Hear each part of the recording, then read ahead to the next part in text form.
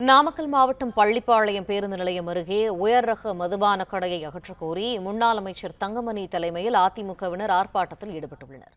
தகவல்களை செய்தியாளர் செந்தில் வழங்க கேட்போம். செந்தில், விவரங்கள் என்ன?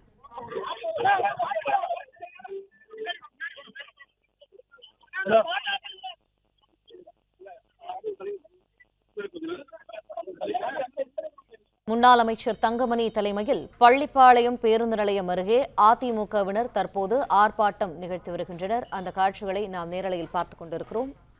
பள்ளிப்பாளையம் பேருந்து நிறுத்தம் அருகே உள்ள உயர் ரக மதுபான கடையை அகற்றக் கோரி இந்த போராட்டமானது தற்போது நடைபெற்று வருகிறது.